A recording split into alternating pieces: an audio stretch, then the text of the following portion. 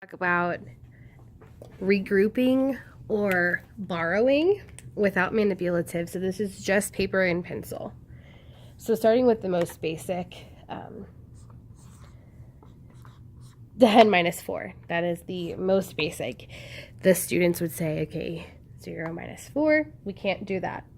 I don't have enough ones to subtract, so I have to go to the tens column.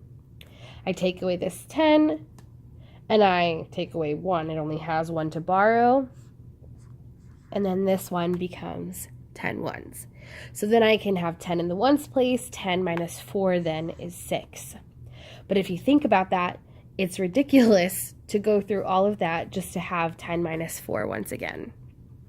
So teaching our kids just paper pencil is not always the best option. When you get to larger numbers, they're going to have to subtract in multiple place values. So 3,000. If you're practicing at home, one of the best ways to practice a bunch of regrouping is to have a bunch of zeros. That way you don't have to think too hard about what number you want. You'll just know that if you can't subtract 0, you're going to have to continue regrouping.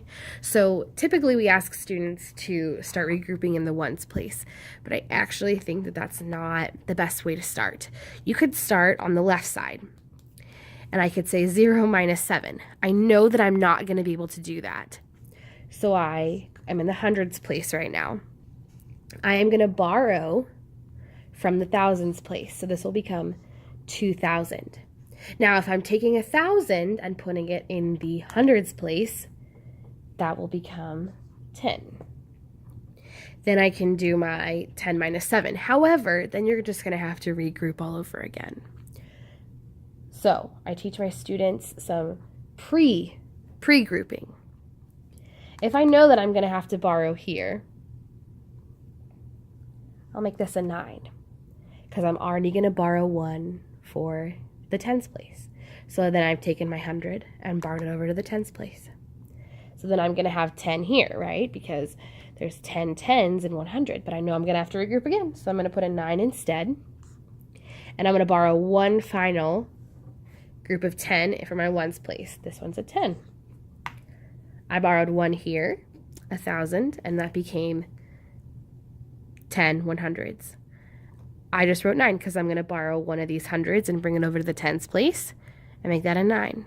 Borrowing one final time from the tens place over to the ones to make that 10. With all the extra marks for this pre-regrouping, that would look like I start at the 2, or I start in the thousands and make that a 2.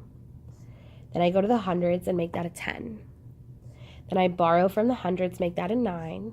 This becomes a 10. Borrow from the tens, that becomes a 9, and this becomes a 10. But all of this pre-grouping is before they even start subtracting, which I think helps them keep better track because they did all the regrouping first, and now all they have to focus on is subtracting. So 10 minus 4 is 6, 9 minus 1 is 8, 9 minus 7 is 2, 2,286. The subtraction went so much faster because we did all of that regrouping ahead of time. The other way is totally fine. So let's try that same problem. 3,000 minus 714. I start here. I know I can't regroup here. Can't. Okay, I'm going to go to there. Make that a 2. Borrow here, make that a 10.